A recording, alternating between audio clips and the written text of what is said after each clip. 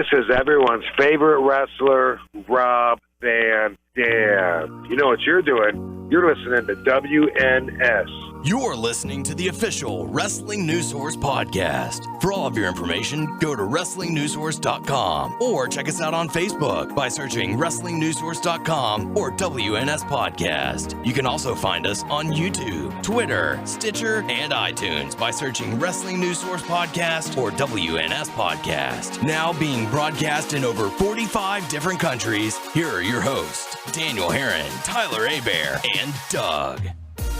That's right. What's up, everyone? I am Daniel Herron. I'm Tyler Abear. I'm Doug. And we welcome you to episode 220 of the official podcast for WrestlingNewsSource.com. For all of your information, go to WrestlingNewsSource.com. Check us out on Facebook, WrestlingNewsSource.com. You can find us on Facebook, WNS Podcast, on YouTube, WNS Video, and on iTunes, Wrestling News Source Podcast. You go to Stitcher, Beyond Pod, or Player.fm. You can find us just by searching Wrestling News Source Podcast.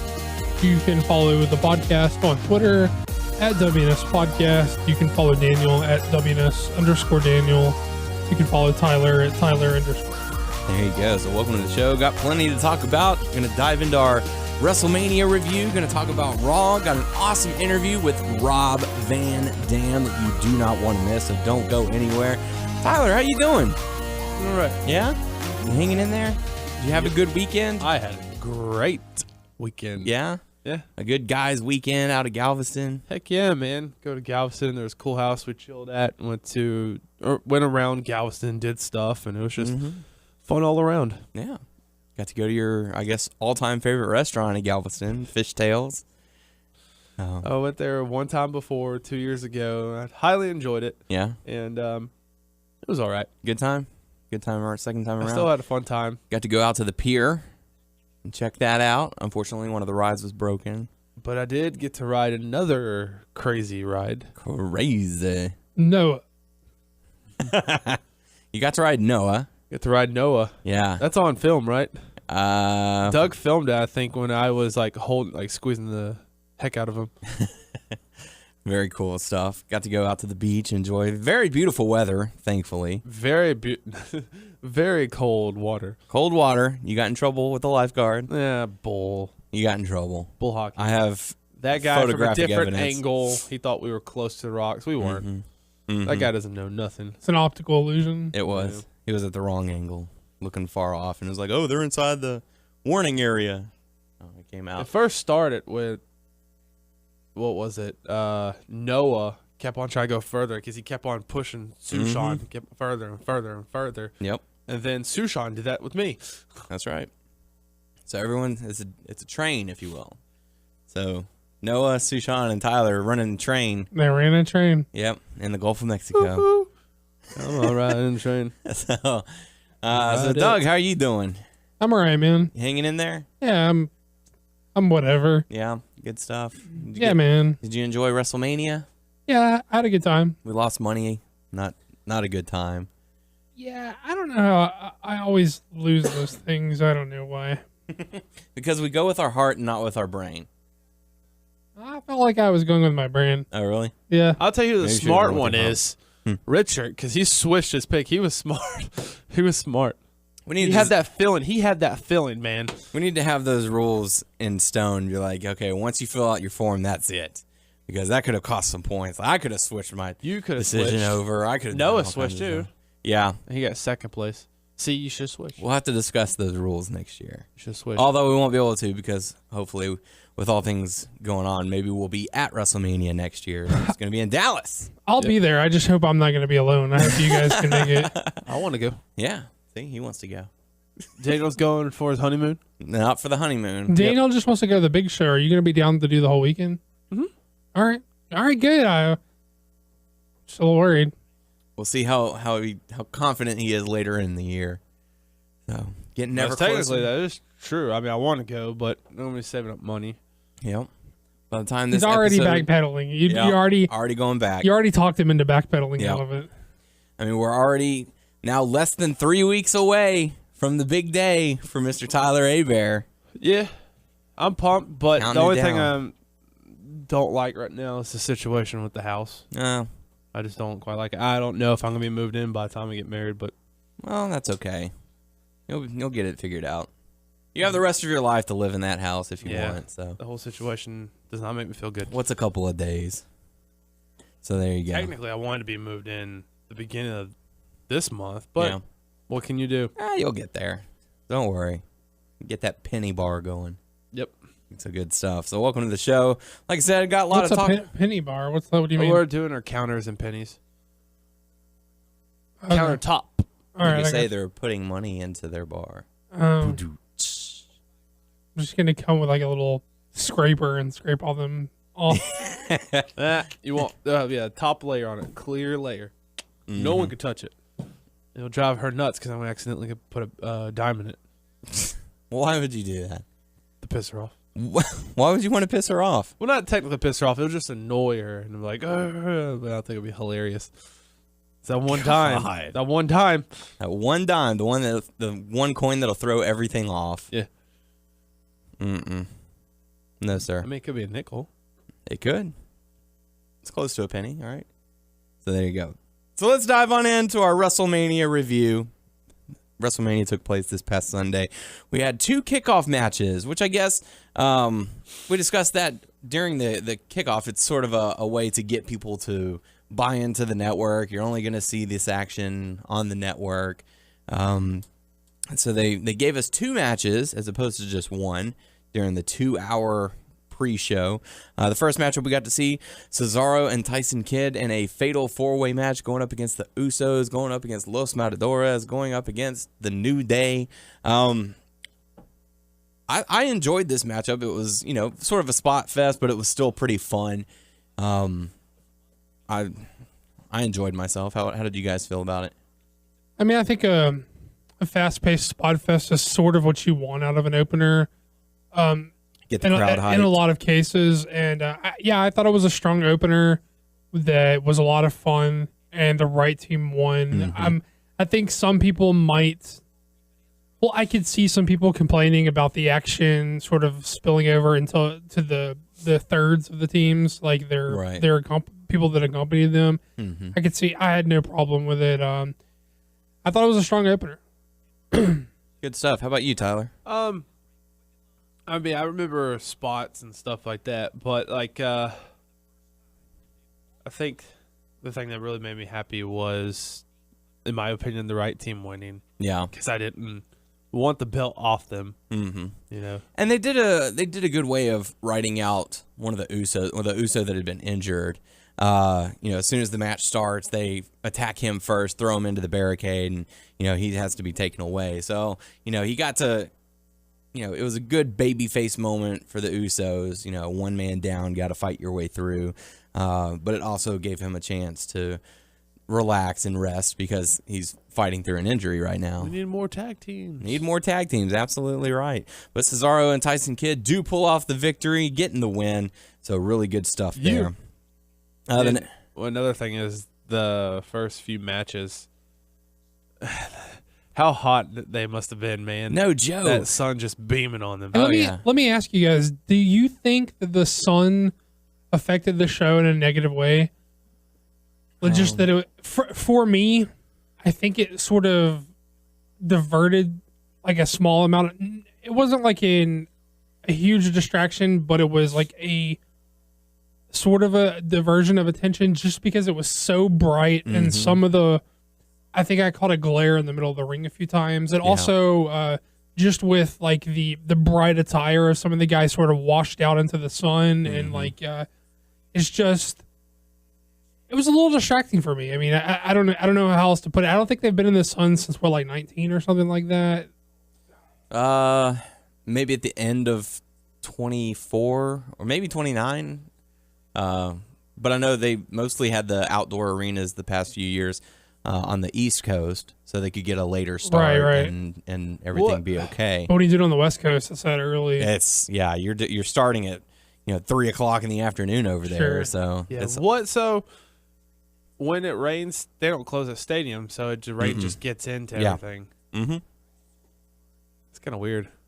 Well, it wasn't a huge deal. It was just, it sort of threw me off a bit. Yeah, and the thing that I didn't like is, the fans pay so much money to get those seats that are up close, and they're having to wear sunglasses and put their hands over their head, like to block out the sun and stuff like that. Like, that's just a hassle. Like, I paid so much money and I can't even see what's going on that's 20 feet in front of me. Well, so at that's the kind same of a time, bummer. they kind of knew what they were getting themselves into. Well, sure. With any open arena, you have to be prepared for the elements. I heard it was kind of chilly and, the sun's in everyone's eyes. But another thing that it kind of takes away from is like the Undertaker and Bray Wyatt entrance, because they're both known for having darker, entrances. And so the sun still hadn't gone all the way down to be dark enough to get that true WrestleMania vibe, that they're both known for their entrances, at least. So, yeah, I mean, I feel like if they're going to do an outdoor open arena, they should have it more focused on the East Coast. Do a West Coast every now and then. That's fine. But I get that it's a market that they don't want to ignore. I just think logistically, it doesn't work out in their favor. Right. Yeah, and I don't know. Like, I'm more fond of the arenas with retractable roofs, so that if the weather is nice and all that, they can have it open. And but for me, nothing beats a nice huge arena with a good dome on top of it. Like the Superdome was perfect. Yeah. Like, I love that. I love the atmosphere that was inside it. The crowd noise doesn't go anywhere. It doesn't escape. So I'm all for it, and I'm definitely looking forward to next year at WrestleMania 32, because it does have a retractable roof. So, you think they'll keep it closed? I think they will. Oh, it'll depend on how the weather is. Because this time next year, the weather could be just as nice as it is now. And so they probably will have the roof open so they can have pyro and shooting out and stuff. Well, see, like that's that. another part of the light drowns out the LED boards. The light drowns out the pyro. I think it sort of like negates the point of doing it. Right. Well, I think the pyro on the outside of the arena is more for like the aerial shots, saying, oh, look at this. It was big. It was huge. But yeah, next year is going to be that you've got that giant screen dead center of the field. So see, that's not you keep talking about that, but that's not a selling point for me. And neither is the open thing. I don't care about the screen, and I want it to be closed when I get there. I don't know. It's just me. Right. Yeah, I know. But yeah, for the fans that are, way up top who aren't going to be able to have the best view, they're going to have that giant screen right there in front of them. So it's going to pay off for them at least. Yeah. But I don't know what kind of seats you're going to be wanting to go for Mania. So it's just my rule of thumb is I watch the ring, not the screen. Yeah. Period. If I'm gonna watch the screen, I'll stay home and do it comfortably. Mm-hmm. So good stuff. But the next matchup, we got to see the Andre the Giant Battle Royal, the Memorial Battle Royal. Surprising ending. Big Show getting the victory. We did have the split between the Miz and Mizdow. Any thoughts from the? I've pictured Big Show winning it, but I didn't think this time he would win it. Yeah. Because, hey, he's the big guy. I mean, Match not is right built back, for but him. Yeah, I understand that. But the way how everything was playing out, the perfect way they could have done it, in my opinion. Who am I? What do I know? But no. Miz take out Big Show, then they bicker and do all that stuff, and yeah. I felt like that would have been good. Like, I felt like they could have eliminated the Big Show, Miz and Mizdow, arguing, Miz saying, okay, you've done your job, take your place, go outside the ring, you got, let me win this thing. And that's when Miz says no, or Mizdow says no, and gets a win. So that's at least where my mindset was. I know you were kind of shocked that Kofi Kingston didn't get to do his I guess just spot. because, hey, it's your second match, and this is good enough. Yeah. So, But whatever. Then Hideo was in it. mm-hmm. He was kicking butt. He got eliminated by Big Show, though. Yeah. The first guy to get eliminated was Curtis Axel. Axelmania. Running wild. It took 20-something other men to eliminate him. So, But other than that, they're all jealous. I mean, it was an alright match, but there's really nothing that, Stood out. The only thing that was, I guess, in my opinion, maybe stand out was the Miz down Miz stuff. Mm-hmm. How about you, Doug? I like this quite a bit. In fact, I liked it as Battle Royals go. I liked it better than the Rumble this year. I just thought they did a better job of telling individual stories throughout the Battle Royal than they did at the Rumble. I guess I don't have a problem with Big Show winning. I think initially it would have been, my initial feelings were it would have been better served as sort of a stepping stone for someone like Mizdow or something like that. But I guess if I really think about it, it didn't do anything for Cesaro. It's probably not going to do anything for Big Show. Mm-hmm. I don't have a problem with Big Show getting a win in a vacuum. It's his name on a plaque. Yeah, it was a pre-show match, quote unquote, a pre-show match. It was. I don't necessarily mind him getting the win. I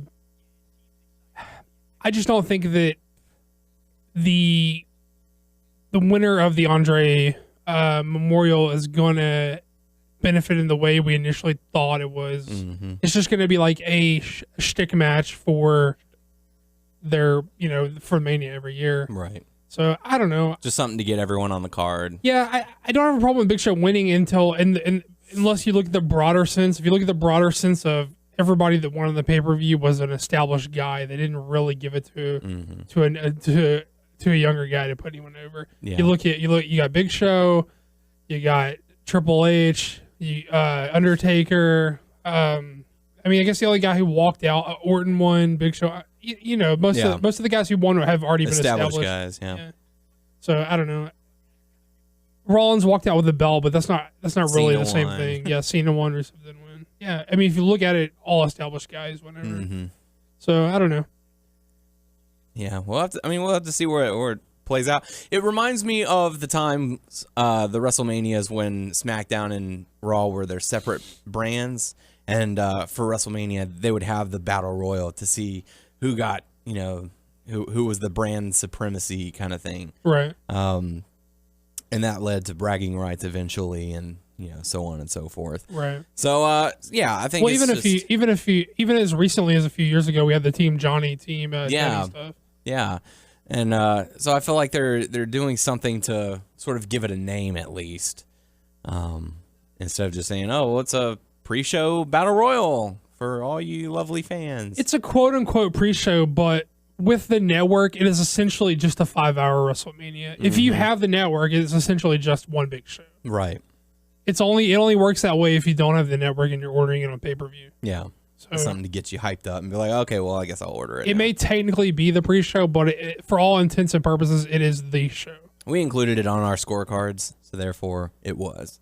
So Big Show ends up getting the victory, and that takes us into the actual WrestleMania event, the Intercontinental Ladder Match, Championship match between Daniel Bryan, Dolph Ziggler, Dean Ambrose, Wade Barrett, R-Truth, Stardust, and Luke Harper. So I turned my head like 2 times. I didn't mean to. Whenever Ambrose did that thing and he fell on his head, and I was like, crud. Through the ladder. Yeah. And also Stardust attire. Mr. Sinister looking attire. Yes. So I thought this was a fun matchup. These guys went out and put on a pretty good show. Like earlier, like Doug said, I feel the right person won, as well as Tyler said. The right person won. Daniel Bryan getting the victory. Overall thoughts on the matchup? Heck, I'm trying to remember. It definitely felt a little toned down for the way they usually work these big ladder matches, whether it be the Money in the Bank or something like this. Mm-hmm. Felt a little toned down this year and a little safer, and that's probably better for these guys. I mean, obviously, Ambrose took that really nasty bump where he folded up like an accordion when he got powerbomb. Hit the back of his head. Sure. He fell on his head, essentially, when Harper powerbombed him on the ladder that was propped up between the ring and the barrier. But that was probably the nastiest looking bump that was in there. I mean, maybe I might be blanking on something. I mean, I don't want to give the impression that these guys were, not putting anything on the line here. I'm just saying that it felt more toned down and more safe this year, and that's probably by design. It's probably better for these guys in the long run. But yeah, I thought it was a solid, fun ladder match with the right guy winning here. Mm-hmm. And I liked I like the standoff between Ziggler and Bryan at the top of the ladder, just doing the headbutts back and forth, just sort of, throwing caution to the wind. Don't care about my body. I'm just going to try and knock you down. And Bryan ended up getting the victory on it. So really good stuff. So your new Intercontinental Champion, Daniel Bryan. Let me look at the notes. Oh yeah. So one thing they showed later on in the night, I don't think it was right after this match, but it was Daniel Bryan talking to, was it Renee? Yeah. And then whoever, Byron. No, it was Maria Menounos. Oh, okay. I think. Well, Yeah, you guys. Okay, I stepped out to go to the bathroom really quick, and when I got back, this segment had been over. I've heard two takes on this, so you guys give me your take. I've heard people say it was a fun segment designed to put him over as the champ, and then I heard people say it negated all the hard work of trying to make the title feel serious by doing a comedy bit like almost immediately after he won it. I So did not get that feel from I'll go with the first one. Yeah, I got that first. Yeah, feel. because I've heard from more than a couple people that said they thought it was a little hokey. It leaned a little bit too more to the comedic. It was side. goofy, but Yeah. for the main part, it was just them coming in and saying congrats. Right. Yeah. They had little goofy elements to it. Yeah, I mean there were parts of it where it was a little cheesy. Well, the best but- part was Flair chopping Steamboat randomly. Yeah, but you've got Roddy Piper, Bret Hart, Steamboat, Flair, all these Pat Patterson, all these great, former Intercontinental champions coming in saying, "Hey man, congratulations, that title meant a lot to us."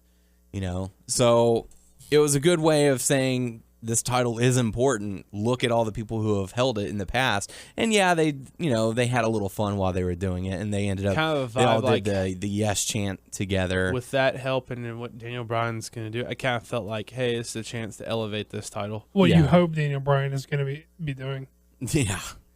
So, but yeah, I had no issues with it. No. It was it's a WrestleMania fun segment. That's what you read on the internet? Yeah, I heard the people that I've heard talking about it are in two camps. They're either it was a fun little thing that helped put him over further, and it was probably designed to curb any backlash that may have happened later by saying, "Hey, look, all these important legends are endorsing Daniel Bryan," And then the other people said, "Well, it was too comedic to."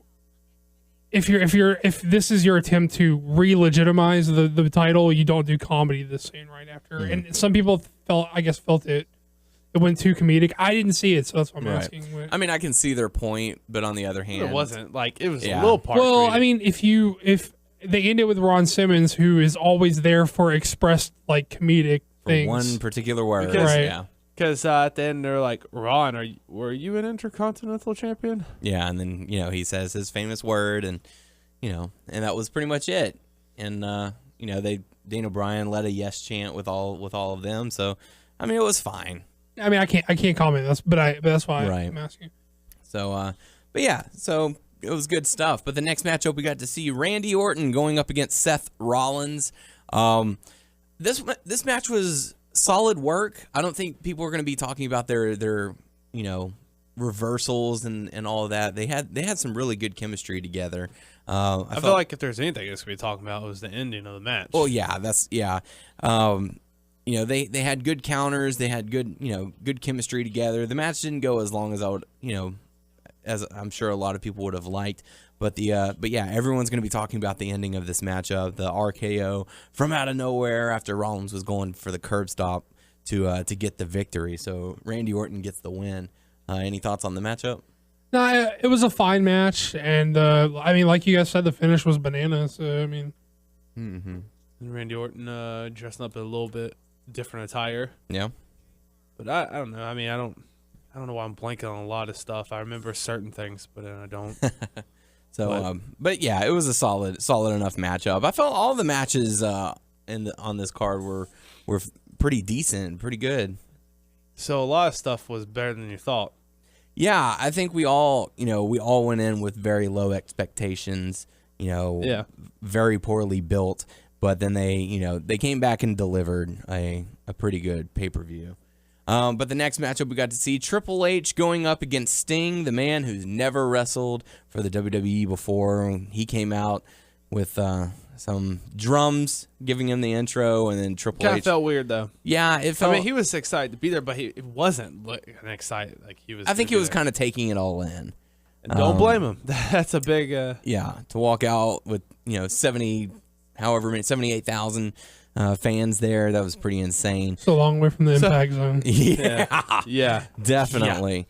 Yeah. And Triple H's entrance, very Terminator themed, thanks to his buddy Arnold Schwarzenegger. He came out dressed as one, which is pretty neat. I thought his entrance was pretty cool. Cyber armor. Yeah, I always say it was Cyber Shao Kahn armor, but but here's the thing: when the entrances were like, oh, he got the better entrance. Guess who's going? Sting has to win. Yeah, you think Triple H, he got the flash and the really cool stuff, so he's gonna do the right thing and put Sting over. Nope, not the case. Thanks to some run-ins. And when did they make the match a no disqualification match? Was it supposed to be a regular singles match? Yeah, from my understanding, it was just going to be a one-on-one. Very last minute. The only time that I heard anything changed was when they were doing the announcements for the intro. It was like the following contest can only be won by pinfall or submission. I liked it a little bit, but then also changed the match stipulation. We should have thrown those pick'em points out. Yeah. But then the more I liked it a little bit, and the more things happened, I got angry. Yeah, I did. It's just okay. I understand the nostalgia stuff. Okay, everyone knows all those guys are friends. By the way, oh yeah, in real life. And I know. Oh no, DX, NWO. Xbox, what are you doing? You were on NWO. Scott Hall should not have taken that bump. No, I'm just saying. But I get all that stuff, but at the same time, I'm like, no. That's like, I know Triple H, then the storyline wise, they were trying to make it about WCW, about WCW versus WWE and all that stuff, but Sting made it clear no, but they still did all that stuff anyway. Yep. And NWO, with the exception of the Wolfpack, was never aligned with Sting. So, what's the NWO coming out doing, to face WCW. DX? Yeah, it's WCW versus, versus all that DX. Stuff. And then I can't wrap my mind around why they did that.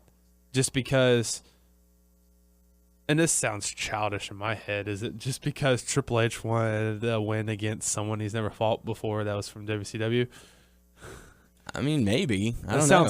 That sounds probably stupid. Just sort of, but, hey, we kicked your butt in the ratings in the end. First WrestleMania ever. He's going to lose. Yep. And then I know we'll get into it more later. We're going to pay you all of this money, and you're going to lose to me. And then it's just questionable everything when it comes to him. WWE is just so weird with him. Yeah. So I mean, like, I knew sometime during the match that this wasn't going to be one of those 5-star classic matches. No, I didn't think so either. But I still got pumped up because they never fought before. I always get pumped up for stuff like that. Yeah, but I don't know. Doug, what's your take on it? I mean, I thought this was garbage. I mean, it was dressed up nice garbage. It was like black tie affair garbage, or like your Sunday best garbage, in the sense that they pulled out a lot of stops to make it a big deal or whatever. But still, at the end of the day, it's still just trash to me. Yeah. I mean, this whole... See, the way they plotted this about WCW versus WWE, and then we're like, no, that's a disjointed story. It doesn't make any sense. And then Sting comes out and says it's not about that or whatever. But this essentially, like, we thought Sting was the babyface, but the WWE the whole time was telling you, no, Triple H is the guy defending WWE's honor against Sting. And this whole match, Tyler's like, I don't really understand why this happened. To me, this happened to stroke Vince and Triple H's egos. I mean, this was Vince saying WWE was better. Always is and always will be. It was always better than WCW. And this was Triple H saying, I need a big match at WrestleMania. Yep. This was just like both of their egos coming into play. This whole story was about just them saying, hey, we're better than WCW. We put them out of business. I mean, That's ignorant. That's pretty ignorant. I feel. I don't understand why Sting went along with this, because as far as I'm concerned, he's damaged goods now. I don't know. You can't rehab him at this point. Yeah. It's been established he's not good enough to hang with WWE guys. The WWE, we put those guys away. Mm-hmm. Like, he doesn't belong here or whatever. I don't know that you can rehab him, because where do you go from here? Especially for the fans, the younger fans who know nothing about him, nothing about his past, nothing about TNA, nothing about WCW. So in a sense, it's just this guy appears and says, "I'm here to take you down," and they're saying, "Well, you're here to take me down because you're from WCW. You're the last renegade, and we gotta take you down." And so they do, and it's like, okay, well, that was done. Well, It's just to me, he's damaged goods. He can't do anything. He lost, so he has no momentum. He can't. No. Who can he do anything? I with remember now? you saying like, "Hey, don't try to sell me on Sting versus Undertaker because I won't believe it after this." Well, it literally does not matter. Yeah. Like, he's already lost. What is the, where is it? So even if you got Undertaker versus Sting next year at Mania, what's that gonna? Look, I will say this about Sting. Sting looked to be in good. Looked like he got himself in good shape. He looked better than the last time we saw him. Hair still looks horrible. He looked better than he looked when he was in TNA. He took the shirt off. He still had the singlet on, but he had the shirt off. He looked like he looked svelte. He looked the like gym. Yeah, he looked good. And Undertaker looked a lot more healthier this year than he did. So I'm not ruling out that they couldn't have a match next year if they were able to stay healthy. I'm ruling out that it wouldn't mean anything to me, because anything that would, any mystique, any allure attached to either one of those guys has been thrown out the window the past two WrestleManias. It's just sad, the situation, I feel like. And you mind if I say something, or you want me to jump the gun on? Go for it. Okay, so I mean, don't move on, because I'm not done talking about this. But no. I'm talking about this situation. Yeah. But for Raw, if you had the app, you would see Sting at the end talk about his future with the network or whatever. The network or whatever. But that was sad to hear in itself. Well, it was like, I will stay whatever WWE has for me. Then we'll see. And that was pretty much his answer. So it's like WWE is keeping him under, hey, we're going to use you every now and then, but we really don't have nothing for you. That's how I feel. Here's what I don't understand about this is, It was horrible. why did Sting agree to this? Because if it was just about a payday for him, why didn't he take the payday a long time ago? Why did he come in to know that he was going to lose and to maybe change maybe plans changed? But why, if it was just about if he's coming in just to lose, then it can't be anything but a payday, as far as I can understand. And why didn't he just take the payday a long time ago? And he held out for years not going to the WWE. And then he comes to this. Yeah, and another thing about the match, we talked about the NWO DX stuff. And look, with the two guys involved, we knew that they were going to need smoke and mirrors to get through the match. It wasn't going to be the type of match that was going to they were going to be able to get through without some smoke and mirrors going on. Right. So I'm fine with the inclusion of smoke and mirrors, but my problem with it is like, it doesn't make a lot of sense, like you guys were talking about. Like, it would have been better. Sir, we sort of talked about this as it happened, but why didn't they just put Flair? Would have made more sense than anybody. Flair has a history with Sting, but he was still a WCW guy for the majority of his career. Yeah. He could have came out for Sting and even then turned on him to join Triple H, because they're boys now. That would have made more sense to me than seeing guys that, while we don't always, I mean, you know what? It's not even a thing of, it wasn't even a thing of where, these guys are friends off air, but they don't acknowledge it on air. It's like they openly acknowledge on air that these guys are friends. So then why am I supposed to believe that they're fighting each other? Right. It was just a yucky match to me, just because all the situation that happened. It kind of ruined the feeling for me, because, like I said 100 times, I love people who haven't fought before. I love that. If they're not, the interaction's not good or whatever, there's a little bit in me that's like, you know what? This is so cool. They're fighting, but they just, during the whole match and everything, it just took it out of me. I'm like, I know it sounds bad, but I was like, this is disgusting. Yeah, and I get that they were going for a nostalgia thing, Oh, it's WCW and WWE. Let's bring in the NWO. Yeah, but true or false, you thought Sting was the babyface all along, and they're like, no, hey, we're the good. He's defending his home turf. That's because why did Sting shake his hand afterwards? What respect did Triple H earn from Sting? And what accomplished in that match that Sting was like, okay, we're cool now? Yeah, I don't get it. I know some people who are listening are probably going to Disagree. They're going to defend this booking by saying, well, he had to cheat to beat Sting. Sting had an entourage come out and get his back too, so it wasn't like he was just completely cheated on. He had a team come out and even the odds. Yeah. And yes, they still cheated to beat him, but still ultimately it was just them putting WCW in their place, and Triple H got to have a big match. And how cheesy was that sledgehammer break with the baseball bat? Oh my gosh, went that was right down the very. middle, That was very. no It was like, hey, guess splinters, what? no Little anything. tap of this and it breaks. One more thing before we move on, because we've been on this for a while. To double back to his entrance, it was a cool entrance, but it was also one of those "who do you think you are" entrances. It was like, yes, it was cool, but if you didn't know anything about wrestling, or if you're watching with a casual fan, or you're watching with a new fan, they would look at that entrance and be like, "Oh, this is the biggest star they have. This is the guy." That's not his spot anymore. Like, Nope. and I can't tell if that's intentional or not. I can't tell if they're like, look at this grandiose entrance that this guy who's so full of himself gave himself. I can't tell if that's you know what I mean by that. Yeah. Is it intentional? Like He set all of this up right to say, "Bask in my glory." right. So is it intentional? Like you're supposed to be like, yes, he's so full of himself, or is it just that he's so full of himself? Which one is it? I don't know.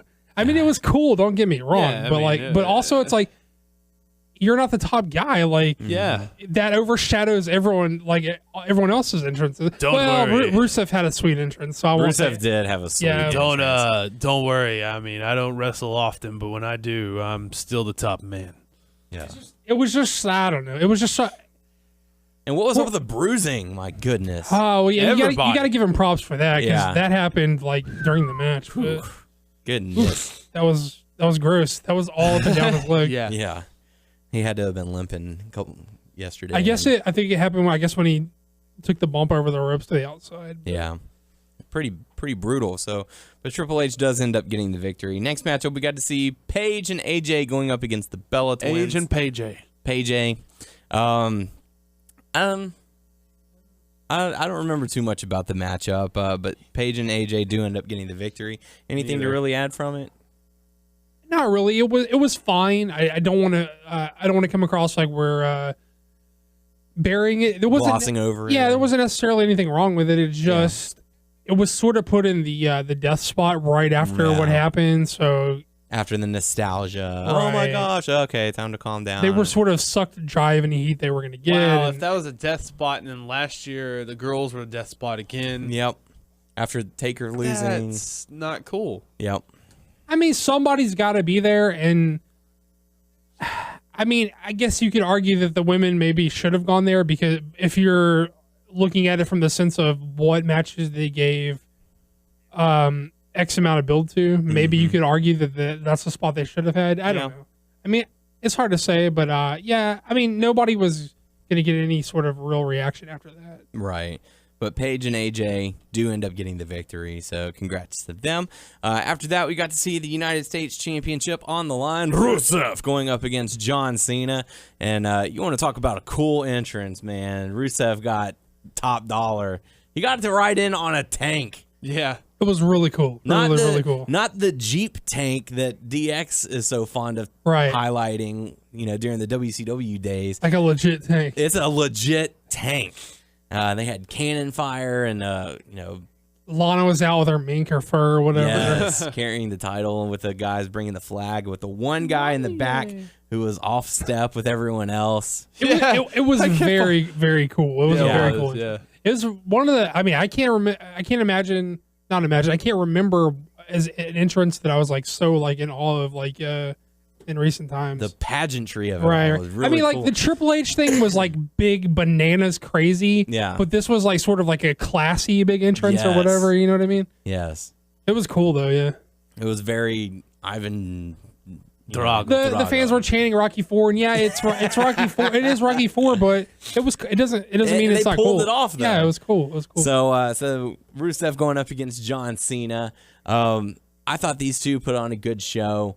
I would have liked to have seen Rusev at least kick out of the AA once, to sort of say, okay, it takes more than that to beat him. He broke out the STF, didn't he? He did. Okay. Yeah. But they had several attempts to try and go for the AA, and Rusev squirmed out. But I would have liked to have seen him hit it once and Rusev still kick out. The thing that Cena does, and I know he does this all the time, but I enjoy it. You can tell when the crowd boos him, does not bother him one bit. Yeah. I mean, he takes it and goes with it. Like it. And that move off the it's off the ropes, the springboard, the springboard stunner. Which is cool. That was nuts. I've never seen him do that before, though. I don't think. I like this a lot. I don't think I liked it more than the match from the last pay-per-view. There was sort of a filling out slow build into like a really like crescendo at the end where they're sort of going through each other's big moves and stuff. But that's the wrong story to tell here. Like the rivalry has already progressed to the point where they should come out throwing bombs at each other. We're past the slow build to the climax. Like these dudes should be scrapping from the bell. You know what I mean? And I don't know, man. I'm gonna eat some crow. I was wrong about Rusev. He's more than just a well-protected, well-booked heel at this point. I think he has a much brighter future than I anticipated. I think he has much more longevity than I anticipated. I mean, I just think the character work is coming along. You can even when Lana's not there, he carries himself like a star. And when Lana's not there, they're saying, "Oh, she's the one who's calming him down. Now that she's not here, he's unstoppable." Yeah, I mean, I guess I technically may have to eat Krogan in the future because I can't prove longevity. Now I see longevity. Now I see more than I saw initially. So yeah, man, he's proven that he can hang. I still think the wrong guy won. I think if you're, I think Cena can elevate the title, but also Rusev can continue He's done to elevate. A fairly good job. He can elevate the title by beating Cena and keep beating other guys. You know, the non-American holding the U.S. title, hostage. I'm fine with this. I'm fine with this booking if Rusev moves up the card. But if we flash forward to Raw, we didn't get any sense of any real direction. Right. And it's hard to see him in the main event picture when we've got a heel champ, at least for the time being. Like that's not going to match up. So hopefully he doesn't get stuck trading wins with some like upper mid card babyface or something. Yeah. But I like the match. I still think the wrong guy won. Yeah, entrance was crazy, man. So definitely check that one out. After that, we got a very long but fairly fun promo with Stephanie McMahon, Triple H, The Rock, and even Ronda Rousey. So Triple H and Stephanie came out to give us the attendance and said, we would like to thank ourselves. We're the reason why you're all here. Yay, thank you very much. And Rock comes out, cuts a promo on them. Stephanie slaps him in the slaps him in the face, telling him, get out of my ring, just get out of here. Unless you're gonna do something about it to me, get out. And so he brings in Ronda Rousey, and she a little bit intimidating to Stephanie McMahon, saying, if you want me to get out of the ring, why don't you make me? So, and I'm not exactly one to tell the world's most dangerous woman to get out of the ring, so. But what were y'all's thoughts on this little promo segment? I thought it was awesome. I was shocked. I was shocked, and I was shocked in a good way. I was like, wow. Yeah. At first, I thought it was like a Triple H Rock thing. I was like, I don't care. Triple H Rock. That'll be next year's WrestleMania. Who cares? And then when they brought Rousey in, then I was like, oh, wow. I'm legitimately interested in Stephanie McMahon versus Ronda Rousey. Yes. I'm a little bit less interested if they do a mixed tag thing. Right.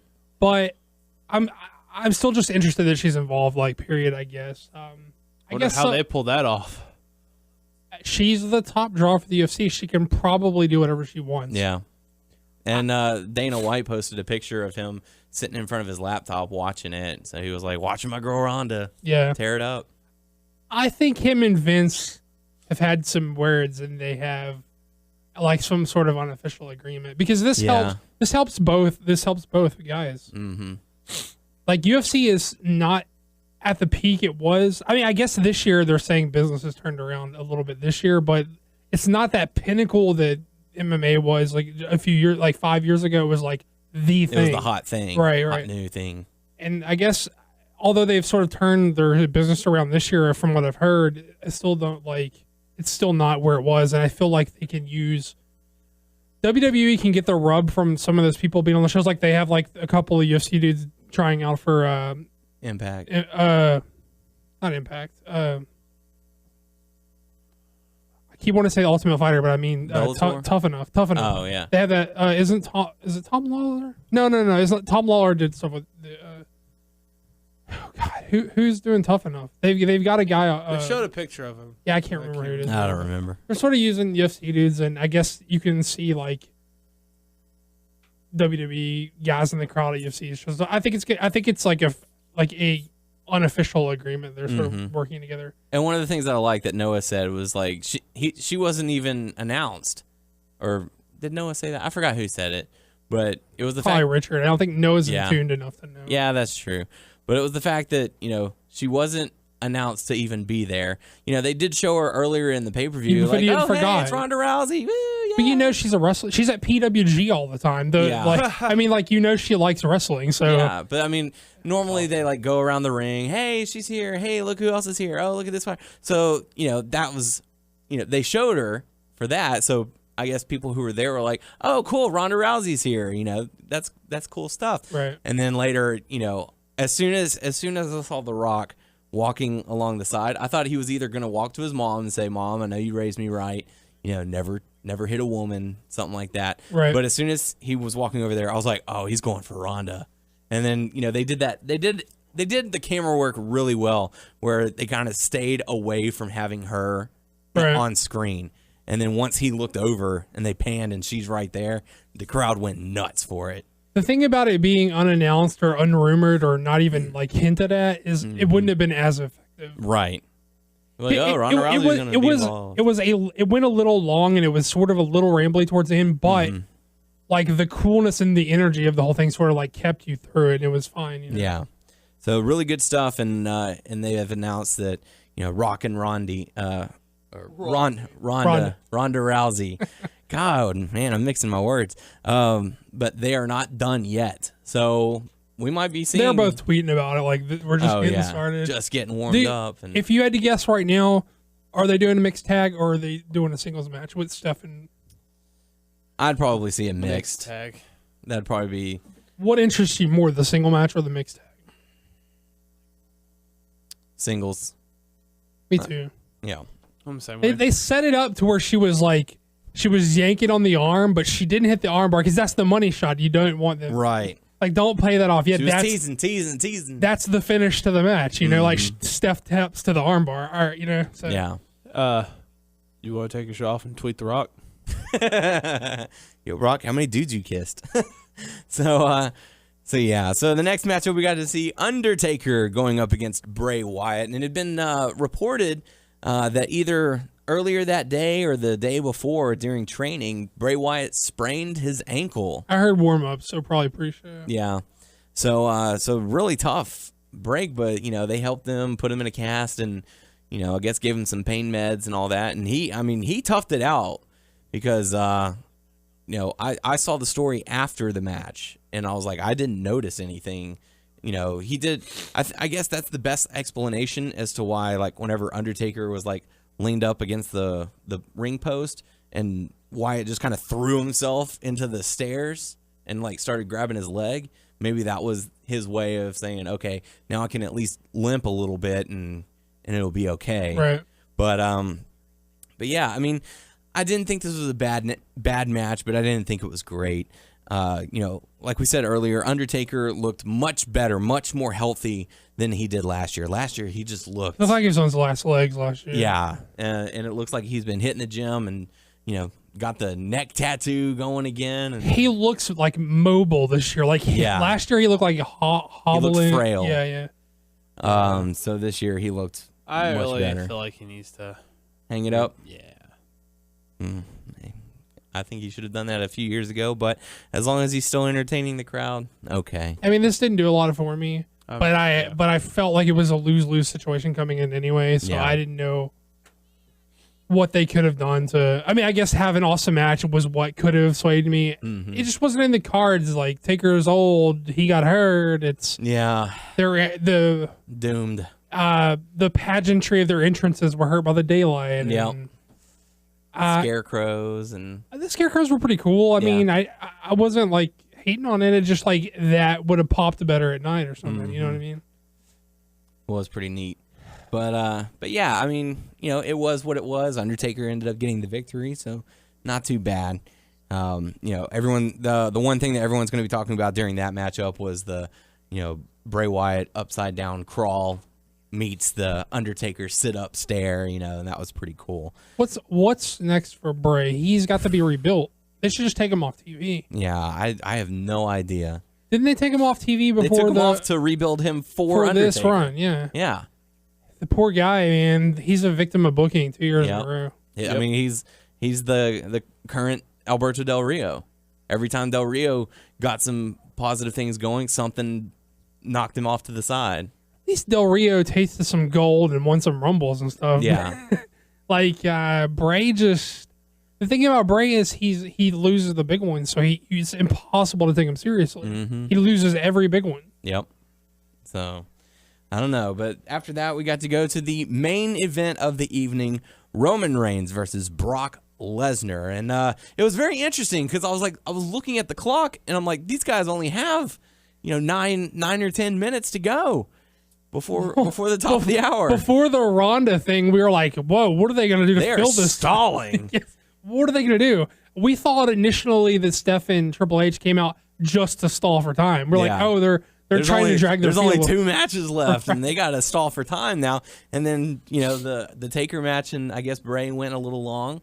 So how long did that Ronda thing go? Like 20 minutes? 20 to 25. I heard that they even had a video package for Bray Wyatt and Undertaker, and they had to scrap that. So Roman Reigns, probably worth it. This is good business for next year. I mean, yeah. You think they're gonna do it at Mania? You think they'll do it like SummerSlam or something? I'd like to see it at Mania. Me too, just because I know I'll be there. Yeah, yeah.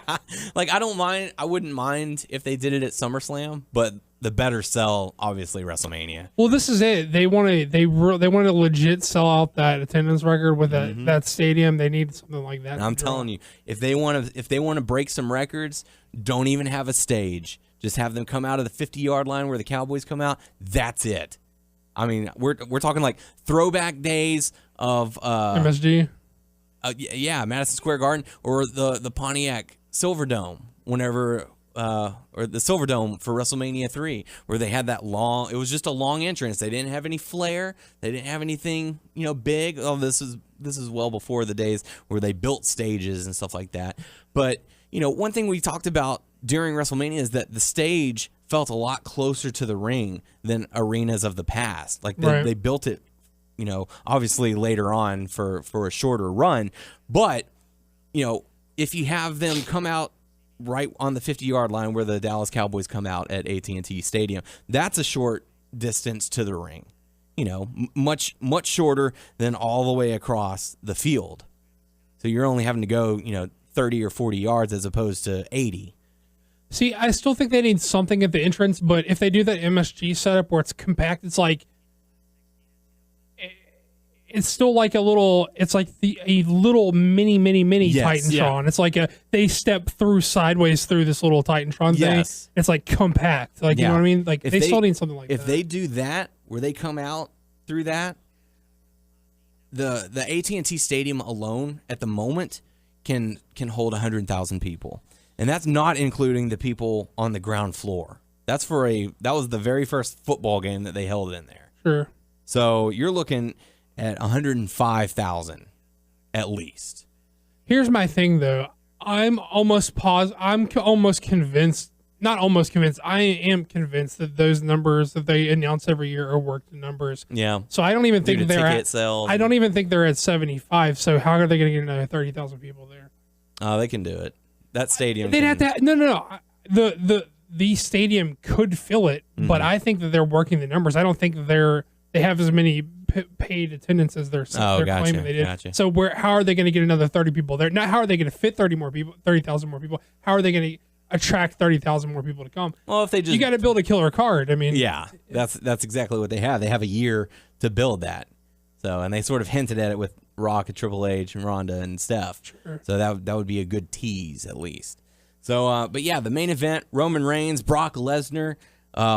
what a story they told. Even, from the opening announcements with Paul Heyman taking the mic and saying, "No, I'm introducing my guy." And, they told an excellent story. Lesnar was the beast that he is, doing the suplex after one suplex after another, getting up all the way up to 10. Even the story of having Roman Reigns laugh towards the end, saying, "You've hit me as hard as you can. You've given me everything you've got. I'm still getting up." It was a very good build for Roman Reigns. It was a very good story for Brock Lesnar. The blood added to it as well. There are talks that it might have been a possible blade, but The first two were hard way. Underneath the eyes, hard way. Yes. The mouth was hard way. Yes. He bladed for the turnbuckle. Yeah. I'm positive he bladed. I even saw a GIF where the ref handed Roman the thing on the outside. He bladed for the third one. The first two were hard way, though. He got busted open by Roman. Yeah. So, really well done. I enjoyed the heck out of this matchup. What did you think, Doug? I thought it was stellar. I loved it. Yeah. I'm going to eat a little bit of crow again on the Roman Reigns thing. I thought Roman came through in a clutch performance. I thought it was a very good performance. I know a lot of people are going to put this on Lesnar as a carry job, but I'm gonna throw some props to Reigns real quick because I wasn't a naysayer. I don't think I was a naysayer. I felt like I was a not yet sayer. I was one of those guys. Too soon, not now. I thought he had maybe even a better performance than the Daniel Bryan match. Now, I hear a lot of people say that his weak point is working from underneath, but I feel like working from underneath is his strong point. I feel like he can't string together a control segment. I think he has problems stringing together like a flurry of offense. So I've heard some people giving him props for this, saying they didn't think he could work underneath. I think he can only work from underneath. Yeah. Which I think fits within the WWE's the typical main event like ace style that they want out of their guy, because that's how Cena works. Right. I mean, Cena's a little bit more offensively minded, but he does a lot of selling. But that's where they're trying to get Roman to what Cena does. Roman can't string the offense together like Cena can. But he can work from underneath. But it was a stiff match. They beat on each other. I mean, he busted Brock open twice, hard way. Brock was an absolute savage. I mean, this I thought was a killer match. You were touching on the story about him, just taking the beating, but like even more of the story was that he took more of a beating than Cena, and he took more F5s and kicked out than it took to put Undertaker away. So they were saying he took a worse beating than Cena. And even though the match was patterned after the two Cena matches, it was patterned after that, but that's what they want out of Roman anyway. So it makes sense. But they said, hey, he took a worse beating than Cena. Hey, he took more F5s than the Undertaker. And I mean, I don't know. I thought it was awesome. I thought it was smart booking. I was a little bit, initially I was put off because they haven't established that you can join a match with the briefcase. Right. So now that they have it though, but I guess they haven't necessarily established that you can't. Have they necessarily established? Nothing jumps out to me. For over the past, it's whatever they want it to be. For the past 9 years, they've stated, it guarantees you a championship match whenever you want. Right. They've never said anything about it puts you into a match, but only that you get a match right then and there. They probably just added that rule. Yeah. Yeah, it's sort of just as one of vague those, as possible, so it can be whatever you want it to be. Right. But I thought it was a good booking in the sense that they weren't ready for all the, I want to backtrack just a little bit and say all the praise that I gave Roman. I'm still not convinced that he's ready to work at a main event level where he's going to have to control the offense. So I'm still not convinced, but I do want to give him props because I felt like I was real negative with him going in. So I want to make sure that I get that across. Yeah. But I thought it was smart booking. You keep Lesnar looking like a beast. It probably would have compounded on the just the negativity of Roman if you would have beaten Roman without him taking the beating. If you didn't do it this way, if you just have Lesnar beat Roman and then Rollins cashes in, it would have compounded the negativity on Roman because Roman Roman was pinned because he took a savage beating from Lesnar, and he kicked out of like 4 F5s, and a terrible beating. But then you keep Lesnar strong by not beating him. It just worked. It was smartly booked. Yes. Even though I was like, oh, I don't know how they're gonna do it. They haven't established that this is like. I think because they had never discussed the idea of making it a triple threat match. Sure. That was the reason why we couldn't like really wrap our heads around it. Like, how are they going to do this? Yeah. Like, someone's got to lose this match, and then Rollins has to go in and cash in. But no, they. Yeah, that wasn't my problem. My problem was simply like, oh, does this make sense? Because they haven't established that you could like add yourself to a match or whatever. Right. Once, I mean, it's canon now. They have to work with it now. I guess. Yeah. Now you can, there's a triple threat going on. Let's make this a fatal four-way. Why not? Well. Unless later on they're like, oh, what are you talking about? Yeah, I mean, that it's very whatever they want to do. Yeah. So this match, I was going in with dread. Yeah. I know that sounds bad. I think we all are. Roman's going to win. We're like, Roman's not ready. It's going to look like crud because all what's going to happen is, in my head, it was either Lesnar's going to beat the heck out of him. Then, guess what? At the end, he does a Superman punch and spear, and guess what? Roman wins. Mm-hmm. It's not going to be believable for me. And it was starting to look like that, too. Yeah. But luckily, things changed. Seth Rollins comes in, says, I started getting a little angry at the end. I was like, oh, look at this crud. And I was like, no. Yeah. No. And it, the booking for this, while it was predictable a bit of Rollins cashing in, we've talked about this since he won it at Money in the Bank, saying, how insane would it be if he's the first man to cash in at WrestleMania? I had even forgot that it was I was so drawn into I thought it was a phenomenal main event, like legitimately phenomenal main event. I was so sucked into the drama of the match that I forgot that it was a possibility that Rollins could even cash in because he was so much earlier in the card. Yeah, they set him up by losing to be the guy who cashes in later, but it was so like earlier in the night, I completely forgot about it. Yeah, and it was one of those things like we didn't think Reigns was ready. We didn't want to see Lesnar lose the belt. We thought the only possible outcome of this happening would have been if like Heyman cost the match of some sort, which he didn't. So the way that they didn't do the much talked about, not just on our show but everywhere on the internet. They didn't do the much talked about double turn. Yeah. I mean, they did sort of do a turn, but it wasn't a double turn. Right. With Rollins getting the victory on Reigns, it keeps Reigns strong, keeps Rollins strong, and it keeps Lesnar strong. So this was absolutely the best booking that they could have done, the best decision that they could have made. So I applaud for the WWE for pulling that off because we went in there. I personally was dreading this WrestleMania. I thought it was going to be very poorly booked, very poorly executed, and I was completely proven wrong. This was a very enjoyable WrestleMania, one of the better WrestleManias that I've gotten to watch, and I was very pleased. Me too. I mean, I'll just echo your sentiments here that the show, not just our show, but we can only account for our show, right? And say that we were very negative going into this, and I felt like they delivered. They delivered the goods in the end. Yep. Tyler, final thoughts? Me 3. Yeah, good stuff. So Seth Rollins is your new WWE champion, and just like I said, I felt like they had to have a heel close out the show one way or another, and sure enough, that's exactly what they did. So I'm very happy with the decision that they did. But now it's time to dive on into Raw.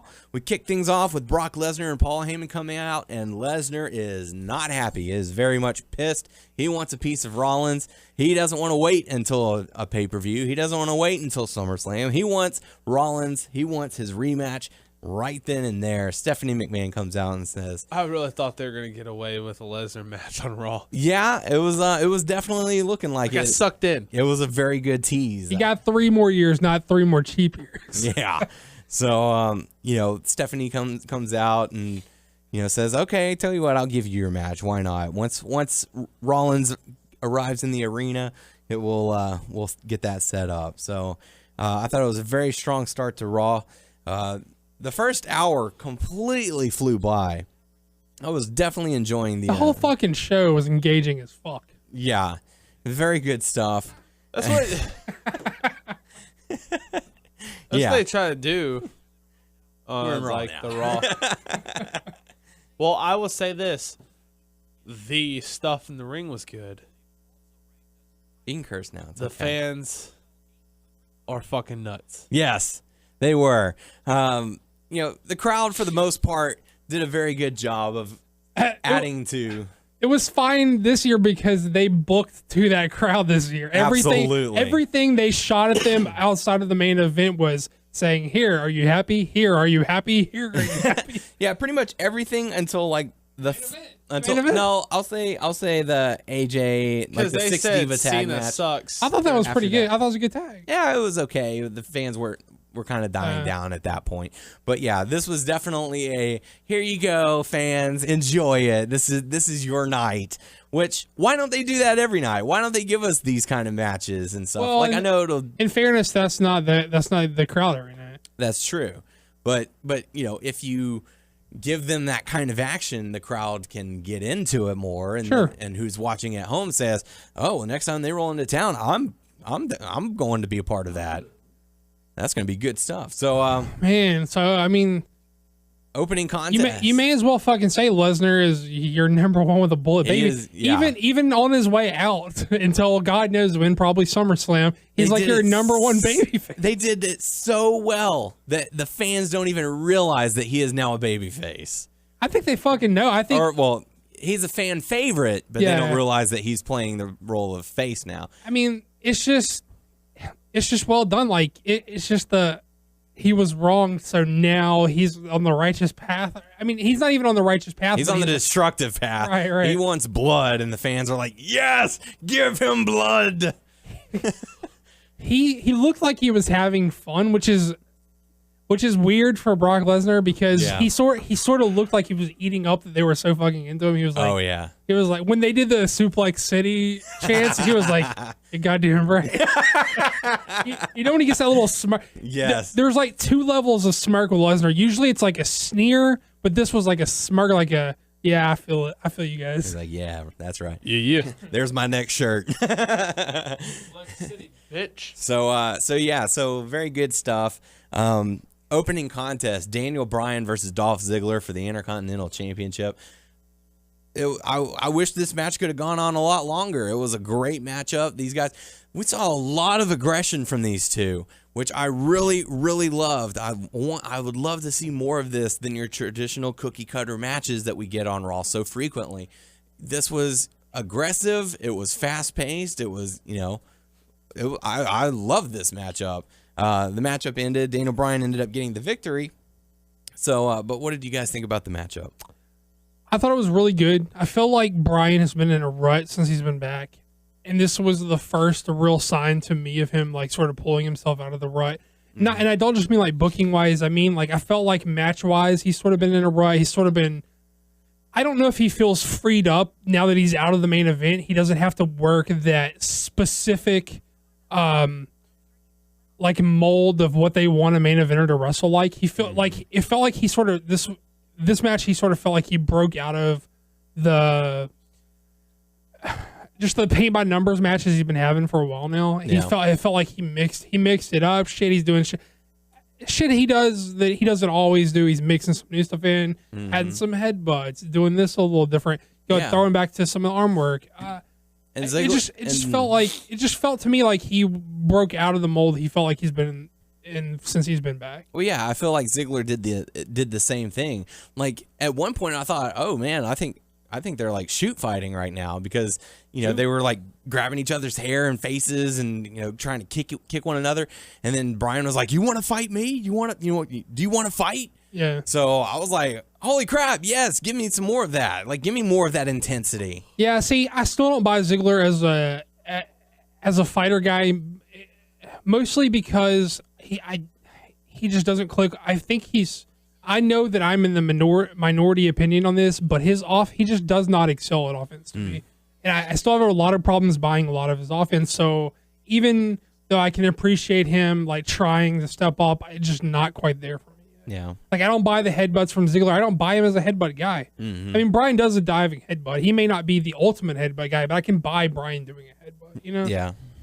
It it was a good match. I don't want to be too negative because I felt like this Raw was really well booked, well presented. So I don't want to be too negative, but you know what I mean. Yeah. How about you, Tyler? I did not get to see this. Did not get to see it. God, come on now. Well, after the matchup, Wade Barrett decided to attack Daniel Bryan, and we get to hear Sheamus's music as he comes down and chases off Wade Barrett, but he's not done there. He gives a bro kick to Daniel Bryan, and then starts attacking Dolph Ziggler, giving him a bro kick as well. And Puts them on notice. Huh? Puts them on notice. Puts them on notice. He's back, but that's not really the part that people were talking about. It's more the hairstyle that he chose. Saw pictures, yeah. Very interesting hair. Well, he's a heel. He is a heel, and I did see, which is a good thing because he needed to come back as a heel. Yeah, he definitely did. It's something to freshen up a bit. The whole fella like cheesy babyface gimmick was not working for him. Right.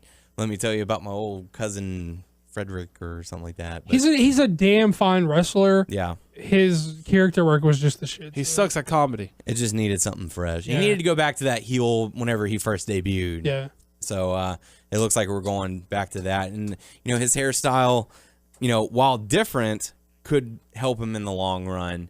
Even the braided beard and stuff like that. Very, Celtic Warrior-esque.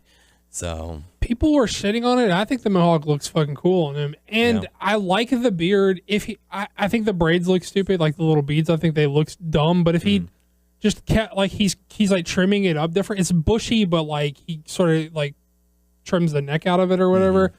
I thought if he didn't have the beads in it, he would look a lot if he cooler. just goes like full blown. Sure. Well, I mean, he could trim it up, but have it bushy or whatever.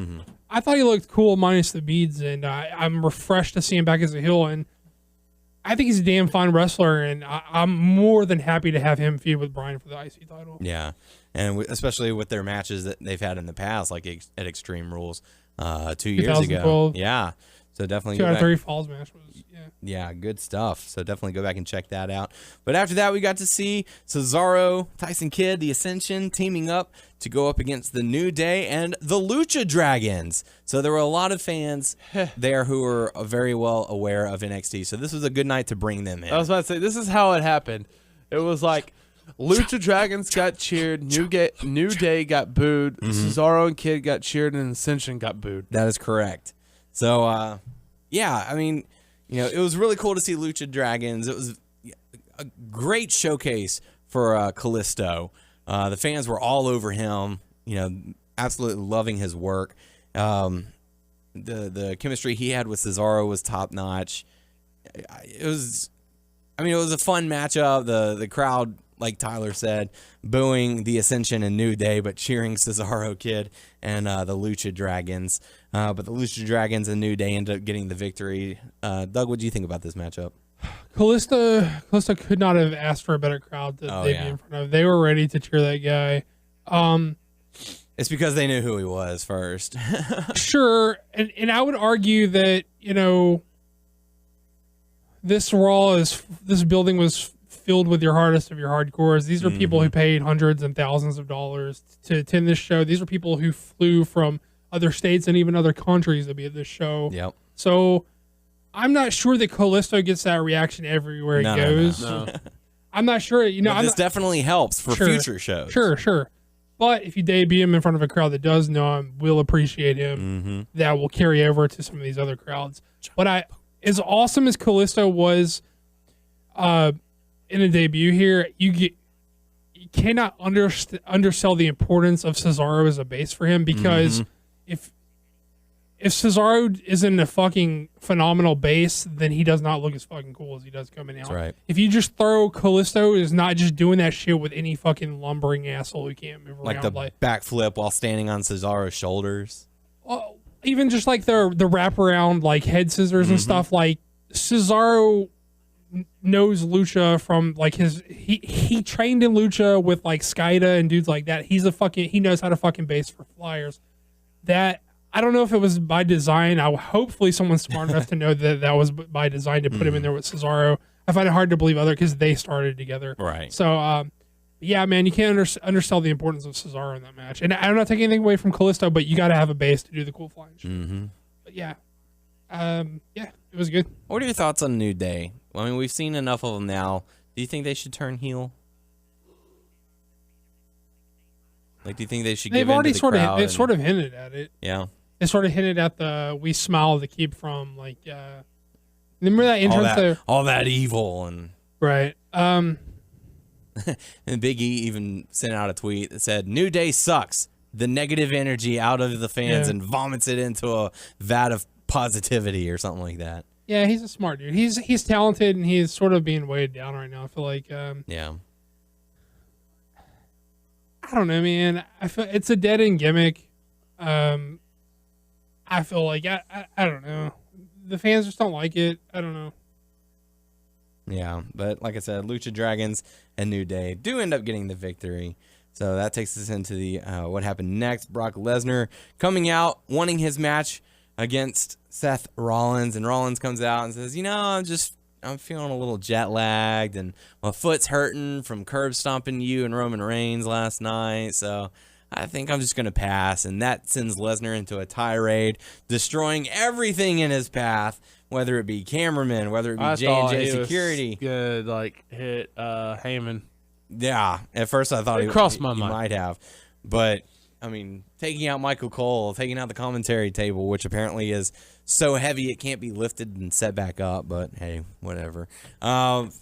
Just complete destruction and chaos inside the WWE ring and even outside, and the fans were eating it up. Part of what made this so satisfying, outside of the fact that Lesnar is just that fucking believable as a psycho, is that when they did the Rollins runaway spots, he caught him at least twice. Yeah. He was like, "Nah, come back over here. Get your ass over here." For his size, he is incredibly quick.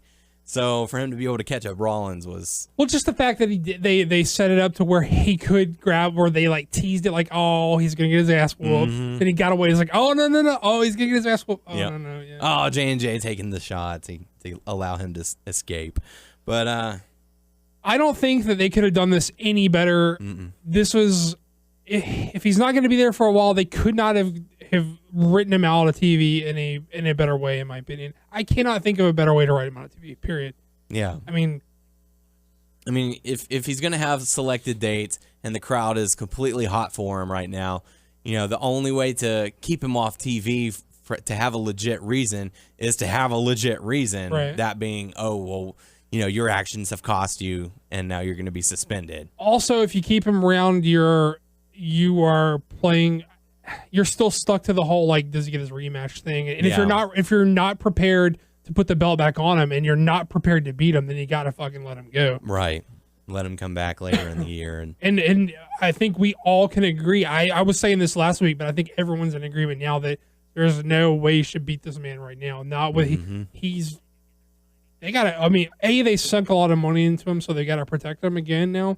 But B, he's the hottest fucking thing you have. Even though he's gonna be gone, he's still the hottest guy you got. That's right. So really good stuff from Lesnar, delivering the F5 to Michael Cole and taking him out, and the cameraman, and then the fans chanting one more time for the cameraman, and he delivered. So really good stuff. I thought it was Matt Taven at first that was the cameraman, but I read online later it was some other guy. Oh yeah, it sort of looked like Matt Taven. So interesting stuff. But after that, we got to see Damien Mizdow going up against Stardust. Nothing really to take away from it. Damien Mizdow ends up getting the victory, and then Miz attacked after the match. Came out to Miz's theme. Yeah, that was definitely interesting. So it looks like we're gonna keep the Mizdow, name going, not reverting back to Sandow, at least anytime soon. Unless they have a matchup and he gets introduced otherwise. So, but yeah. So after that, we got to see Curtis Axel coming out saying, "It took 29 men to eliminate me last night. They're all just jealous of my star power. The road to Extreme Rules begins tonight." And, we get the debut of Adrian Neville from NXT, now simply called Neville. And before we got here, they showed this stop motion. Is that the right word for it? Phantom camera, very slow motion. If him hitting the red arrow, but it's slow twist. It it was a cool video, but I didn't expect that they were debuting him. Yeah, tonight. I was like, oh, he's gonna be coming up soon, and I just didn't it's know like how very soon. soon, very Yeah. Are you sure it's his debut, or is it just it's the Monday after? He was in a match with Zayn and Breeze and like one other person, I think, for the Fatal 4-Way match at one of the NXT Takeover matches. They did that. Yeah, It was a tag match. Tag match. It was to sort of pimp the special that was coming up. Yeah. Which, by the way, apparently NXT is going to be doing monthly specials now. No, that's actually been debunked. Oh, okay. That was a typo, and they're going to keep it quarterly. Okay, that's probably better. Absolutely, yes, definitely. It's going to make it feel more important and bigger. You know, Right. I still think that WWE should do similar to the same. Go from like 12 to maybe 8. Just take a couple out. That'd be fine. So, but yeah, so Adrian Neville, now just called Neville, and I know there was talks and rumors that they were going to do like this whole Mighty Mouse superhero kind of gimmicky thing. But yeah, he does come out with a cape and a hood. So if that's as far as they're going to go with that, I am perfectly fine with it. You know, definitely playing up to the crowd, showing off some of the moves that he can do. Oh, she just did spots. Yeah, he did his spots, did the red arrow, so it was, you know, all hype, really good stuff, really flashy, quick matchup, getting the victory over Curtis Axel. He did the moonsault to the outside like while still wearing the cape, and it looked cool. And he just sort of like snapped it off when he landed. I thought Okay. he was gonna be like get caught or something when he's gonna like hit it whenever he's trying to do it, and something weird was gonna happen. I was really worried about that whenever he did it. cape off. So, but yeah. But the way he sort of like swung it off whenever he landed was like dope. It was like, Later. Yep. So good stuff. But after that, we got to see John Cena come out and say, hey, earlier tonight, you know, I want to be a fighting champion. So I issued out a challenge. Anyone in the locker room who wants to fight for this title, come on out. I kind of thought it was gonna be like some NXT guy. Yeah, I didn't know who they're going to go with, but they went with Dean Ambrose. I was surprised it was a Rusev like demanding a rematch. Yeah, especially since we saw him later that night. Yeah, I mean, maybe they're playing like he's doing like a cerebral thing where he's like not making it apparent that he's coming for his rematch. Mm-hmm. But I found it really weird that he didn't want a rematch. Or I could see them moving him on because why beat him again if you're going to keep the belt on Cena? You're going to have him be beat again. So it makes sense to not do it. But my client Rusev doesn't fight for titles again. that guy should have been driving the tank. Yeah. My client Rusev, he didn't agree to this match, but we're gonna have it. Damn it! Poor guy. He couldn't do that accent, and everyone just shit on him. If that guy would have came out of the tank as the guy who was driving it, that'd been fucking awesome. Here you go, Rusev. Best of luck in your matchup.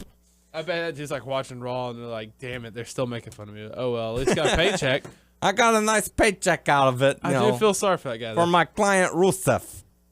So yeah, so we got to see John Cena going up against Dean Ambrose. Bullying campaign, yet they're doing so. Yeah, that's exactly, you know, you see the logic there. So we got to see Cena go up against Ambrose. I thought this was a very, very good matchup between these two. Showed some good chemistry. You know, at the end of the match, Cena ends up getting the victory, but Ambrose was kind of flustered by that. You know, he thought he was going to have him and seemed a little bit upset by it. But Cena at least showed him the respect, shook his hand, and you know that was the end of it. But I thought these two had pretty good chemistry. I thought it was really good, Yeah. really good match, really good TV match. Mm-hmm. Do you think this might lead to a feud between these two? I don't think this is the feud. Just sort of a one and done kind of Yeah, I think it was just we want this crowd to be into this show, and so we're going to give them reasons to be into this show. Yeah. One small gripe that I kind of feel about this Raw is that they were giving the fans exciting matches and stuff like that, but I don't feel a whole lot of stories going forward. You know what I mean? Yeah, I get that. I think we did get some teases. I think they teased Orton feuding with Rollins. Yeah. I think we're going there. I think we're going to get Sheamus and Bryan. Yeah. We're not clear on Rusev's direction. We wrote Lesnar off TV. Another thing is, for a while, Saxton was alone on commentary after they took the commentary out. That poor guy. Yeah, man, it's not his fault. He tried, like, I know people are shitting on him, and don't get me wrong, Saxon's not good, but it's hard as fuck to do that alone. Yeah. And at least he was like trying to tell the stories, trying to make sense of the matches. Give me a dude who's trying over those 3 fucks, like talking bullshit all day. He's at least explaining what's happening. Right. So, and unless your name is Joey Styles, it's insanely, it's insanely difficult to call the action that's going on. They did eventually send Lawler out to help him, and thank goodness for that, because it was tough to listen to, and not to try and knock him down a peg, because that in itself is an extremely tough job. Yeah. I've tried to do color commentary at a local wrestling show, and I was like him. I was sitting there going, I have no idea what to talk about. Yeah, and I wasn't even alone. And so I'm sitting there going, I have no idea what I'm supposed to be doing right now. So, I can't knock him for going out there and trying. They sent him out there, but in a sense, they kind of had to have known that it was going to happen. Well, sure, they to me it was worth them selling the Lesnar thing by having him kill everyone. Mm-hmm. Like, to me, it was worth it. Did you happen to see Booker T kind of grinning? Yeah, whenever they peeked over, I was like, "Oh, Book, don't smile." He's off in dreamland. He's seeing the 5-time WCW You okay, championship. Booger? Yeah, Michael. At least JBL was out. Michael Cole. So, but yeah, good stuff from Cena and Ambrose. That takes us into the next matchup: AJ Lee, Paige, and Naomi going up against the Bella Twins and Natalya. Very interesting. Very interesting. Heel now with now that she's kind of sort of getting along with her man and his partner. She's getting along with Natty's husband. Yep. So I don't know. Well, what do you think about this matchup? Well, that's pretty good. I was into it. I guess I don't know. I think my focus may have been taken off of it. I wasn't really that into it. They gave him a good amount of time. I thought like they worked hard. I think it was like 13 minutes or something like that. I thought it was pretty good, man. I to be honest with you, I liked it better than the Mania tag. So, but yeah, AJ Lee, Paige, and Naomi do end up getting the victory. So we'll have to see what that means for the Divas Championship later on. After that, we got to see Rusev going up against Goldust in a very short matchup. Rusev ends up getting the win. Just about Rusev getting his heat back after losing last night. Yeah. It's sad that it happened to Goldust. Sure. But I mean, it's got to happen to someone. Yeah, Goldust's fucking good. He'll be all right. Eeny, miny, mo, you. So that takes us into the main event, which we didn't figure out was going to happen until like 2 hours in. We didn't know what the main event was for the evening, but it was Big Show, Kane, and Seth Rollins going up against Randy Orton, and then basically saying, "Hey, go out and pick 2 of your friends. I know you've got a lot of them, so best of luck. We'll see you out in the ring." And later on in the night, Ryback approached Orton saying, "Hey, if it gives me a chance to beat up on the Authority, I'm in. So you got me at least." Man. And then did you know? For some reason, I don't know why that I didn't put 2 and 2 together that it was going to be Reigns. It was obviously going to be Reigns. But I was like, who's the third guy? Yeah, I was like, are they keeping him off TV to sell the beating or what? I was the same way, man. I was doing the tweeting during Raw for the podcast, and I'm sitting there going, we don't know who the third person is. We haven't seen Reigns yet. I legitimately spaced on it. I was like, maybe they're keeping him the off, same way. Maybe they're keeping him off TV to sell the beating. I don't know. Well, I mean, I don't know. No, as soon as they I don't were know like, why. "Oh." You know who I thought it was? And I don't know why I would think it was this person. I was like, Sting. Nah, I wouldn't think that. But yeah, so all in all, he got a he got a negative reaction. I wouldn't even say he got a negative reaction. He got like a very lukewarm reaction. Lukewarm, that's what I was thinking. It was like, ooh. It wasn't even. It was some people cheered him. Some people did boo him. Some people cheered him. But it wasn't like even an enthusiastic boos or enthusiastic cheers. It was just sort of like, and you know what? I felt like he earned. I still don't think that he's the top guy or anywhere close to being the top guy right now. But I have a little bit more respect for him after that main event. And I felt like he may have earned some respect from the crowd, especially people who were there. And it really did not come across like he earned any respect. Yeah, the fans didn't care about this matchup at all. They were not just this match, but I mean, even him just coming in. Like I thought he would have earned a little bit more respect. No, not in this case. But yeah, this is what I'm meaning. Like as far as the crowd lost me. I mean, they started doing the wave, and the action in the ring completely stopped so that the camera could, hey, look at this. Oh, that's cool. Why would you embrace? I don't understand why you would embrace that. Because to me, just by saying, hey, these fans are crazy or whatever. Like, look how passionate they are. That's you saying, hey, we're embracing them being disinterested in our product. Right. I sort of tussle with this like internally because I get it, man. Who the fuck can muster any enthusiasm or any care for Kane and Big Show? Those dudes have been bled fucking dry, right? Yeah. Like at the same time, I can like in my mind think they booked an hour. They booked 2 hours and 45 minutes for your fucking asses. Can you give them a one match and just like behave yourselves a little bit or something? So I can see both sides. Right. Like heavily in the past, I've been on like a really big like fucking. Just been real annoyed by it. I can see it. I cannot see it. I don't know what. This was like the one match where I'm like, why did they book that? Because they're trying to push their direction or whatever.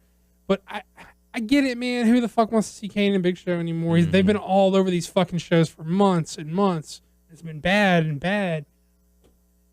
Yeah. But like, weren't you stoked on the other like 245 of the show? Like, still, Yeah, I don't know, man. I thought the rest of the show was pretty solid. Yeah, I thought it was more than solid. I thought it was the best Raw I've seen in a long time. Mm-hmm. So really good stuff. I mean, faces ended up winning, so that was. I'm nice. still sort of on the high of the Mania and the post-Mania Raw high. Yeah. I don't know if this. I don't think we can take this as to mean like we're in a good spot going forward. Mm-hmm. I think we'll have a better idea if we're going to be like reinvigorated with the product next week when they're not in a town where they feel like they have to throw their we'll have A to game. see what they give us next week. Right. But all in all, it just feels good to be positive on some shows because I feel like I've been so negative on the shit since the Rumble. I just felt like we've been like blah blah blah. This sucks. Blah blah blah. I hate this. And it just feels nice to be like, it was a fun fucking show. Yeah. I had a good fucking time. Yeah. I enjoyed myself, and I think you did too. I didn't agree with everything, but I can fucking overlook some of it. Yeah. It was just nice to have fun watching it. I don't know. Yeah. It was an enjoyable Raw. Yeah. Speaking of negative stuff, like I said earlier, what was after Raw was the interview of Sting in the ring, and where are they going to go next? that sucks. Yeah, we'll have to see. It really did. But yeah, so I mean, that's how you wrap up WrestleMania. That's how you wrap up the Raw after Mania. It's always a good time. We've been fortunate enough to go to one of those. So really cool stuff. You're listening to a special interview segment for the official podcast for WrestlingNewsSource.com. Okay, folks, joining us on the show this week, he is the only wrestler in history to have held the WWE, ECW, and TNA World Heavyweight Championship, the one and only, the whole effing show, Rob Van Dam. RVD, welcome to the show. Thanks, Tommy. I appreciate it. It's quite a dynamic intro, but I'm a dynamic guy, so it's all good. Very cool, and we certainly appreciate your time coming on the show, talking a little bit of wrestling with us this week. For all RVD information, you can go to robvandam.com. You can follow him at TheRealRVD. You can also go to ProWrestlingTees.com/RVD. So really cool stuff. So welcome to the show. It's WrestleMania season. Everyone's buzzing. People are always returning, going here, doing this and that. I'm sorry? I'm buzzing right now. Very cool. What were your thoughts on your last WWE run? Well, I had some good matches because all the wrestlers up there are like really good. So I mean, I had some matches that I enjoyed with I guess with Seth and with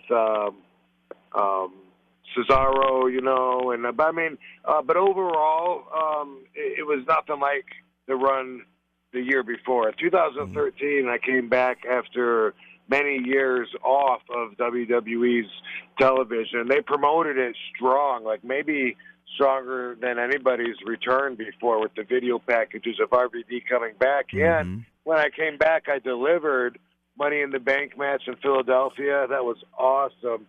That whole run, I had a great time in 2013. 2014, it was like they had nothing for me. No big intro. The writers seemed to not notice I was there. Like my music hit, the day after WrestleMania, and I just kind of like walked out like I'd always been there. So it was good, but I don't feel like there was a lot of utilization put on RVD. That's really the reason I'm not in a big hurry to go back. No, okay.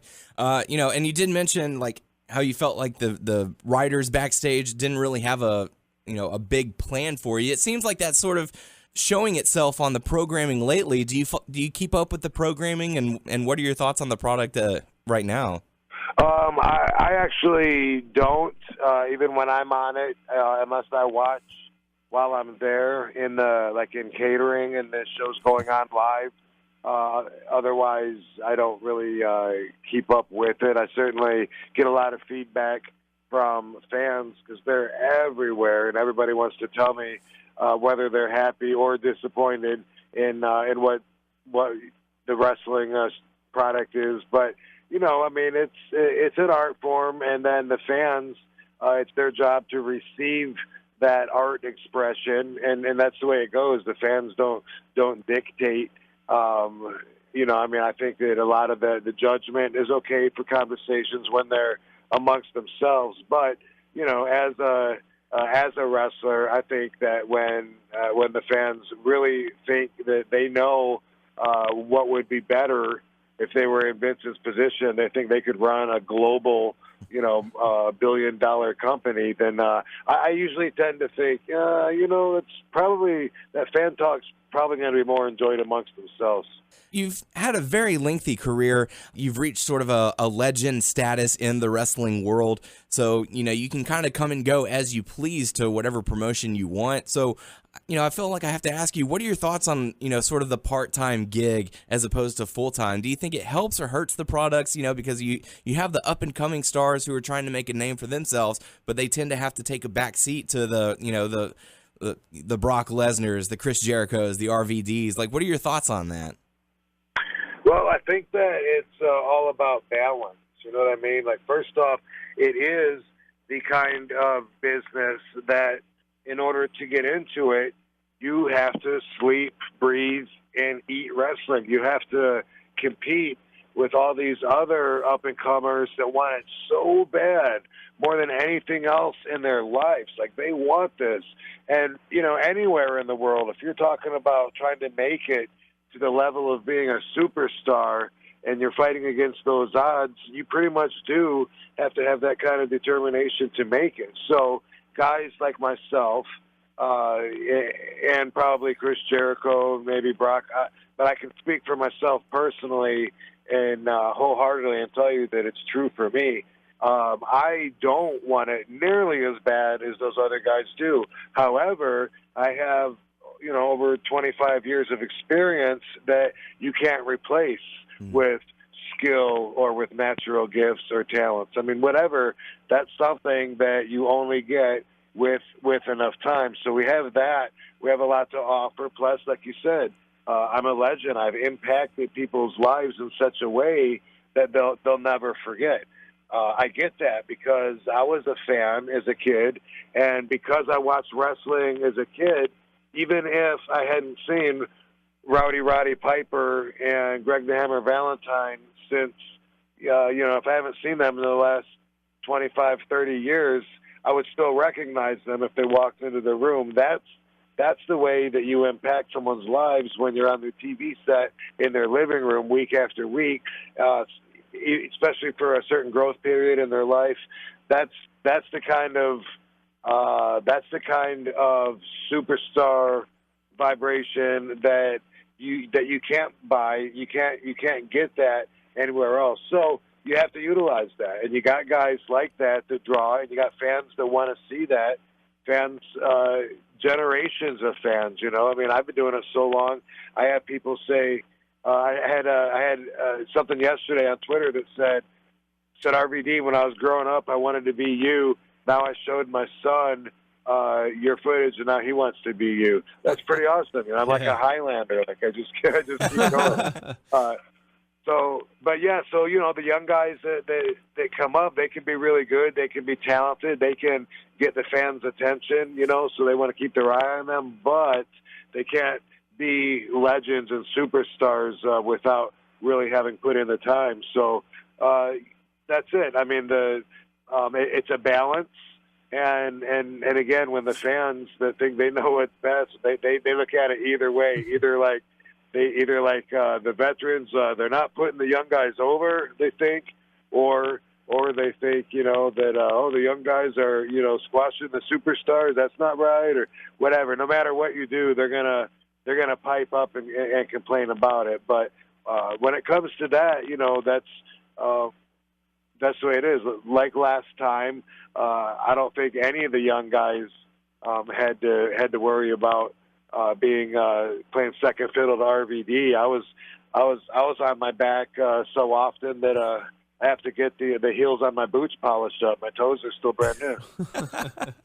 And you did, you mentioned making an impact and affecting people's lives. All you have to do is put your hands over your head, put your thumbs out, and start pointing to those shoulders, and people instantly know who you're talking about. I brought it up to a few of our listeners, fans of the show. Once they saw the thumbs coming down, they had some questions for you. So we do have some listener questions. One's from Josette asking, who has been your favorite opponent who you think brought the best out of you? Throughout my whole career, that's going to be Jerry Lynn. When I first wrestled him in ECW, I could have bowled right over him, and he could have just been, yesterday's challenger. But I thought that there was something special about him, and so the first time I wrestled him, we went 25 minutes. And by the end of the match, my hair was pulled out all over. I had a bloody nose. My outfit was ripped. We had splinters were pulling out of our ass. And when I finally beat him, I felt like I earned that victory. And that was, for me, what I enjoyed about that time period, ECW, being the whole effing show. I had enough control to make sure to do my part, to do what I could to make sure that anyone that bought a ticket to come to see me got their money's worth. Later on in life, that's taken away from you, because what can you really do if you're only out there for 2 minutes?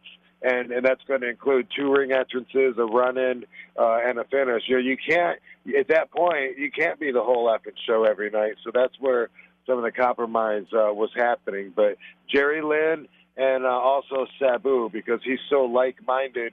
When we have a match, we both have similar ideas of what would make it a killer match. So that's what's important. Nice. Blake wants to know, do you feel a difference between fans of different organizations like WWE, TNA, and ECW fans? Yes, absolutely. I mean, the ECW fans were original. I think everybody knows that. Like they were part of the show, and they were a big part of the show. And other fans in other towns and other countries even would imitate the fans that were on the ECW's television. So the fans actually had their own fans. Now, with WWE, I mean, there's a mixture because it's such a big crowd, but you have the middle America kind of crowd that they target, that has it's children and it's families and it's family entertainment. The hardcore fans also go to those shows, so you're going to feel their energy in there too, but the wide majority of that vibration, that energy from the crowd is more of a family fun kind of thing. Now with TNA, the fans that would come out to Universal Studios when I was there, a lot of them were fans that were shuttled in from the park that were there to ride roller coasters and got to go to a free show. And then there was the other fans that were there that would support the product because they really wanted to see TNA get ahead. They believed in the product. They liked coming to a wrestling show regularly and being part of it. It's a social environment for them. But at the same time, those fans, they want to do their part to try to get the company ahead so that it survives and that it continues moving forward. And that comes with its own kind of supportive energy. So for sure, big difference in all of them. Cool. Our buddy Ryan says, I was a huge ECW fan and started tearing up for the nostalgia and then seeing you beat Cena for the strap. What was the atmosphere like during the 2006 One Night Stand? Well, I mean, I think everybody could feel the atmosphere watching that, and the fans were screaming and throwing Cena's shirt back at him. It was, it was perfect. There's always been this feud between Philly and New York, and they would argue about which fans were the better ECW fans, and we would travel back and forth, and they would, they both wanted us to consider them a home. Excuse me, I got to sneeze. Okay, it went away. Anyway, so, having said that, the Manhattan Ballroom was like the perfect environment to capture that energy, to have the fans, pouring like right over top of us.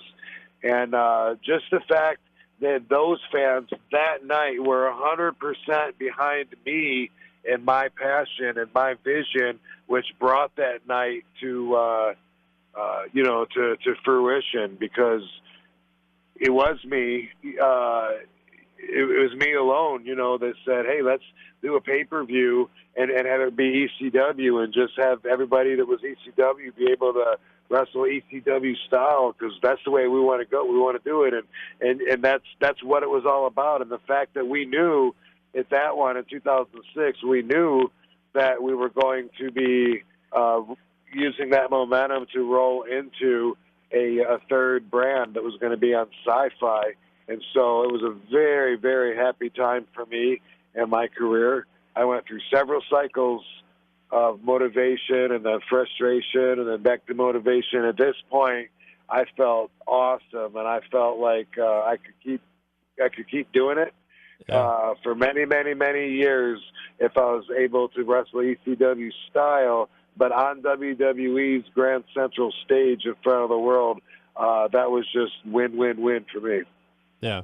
Very cool. We've touched up on WWE. We've touched up on ECW. You've spent some time in TNA, and I know you mentioned earlier that you don't really follow the products, but what were your thoughts during your time in TNA, and also your thoughts on them moving from to Destination America from Spike?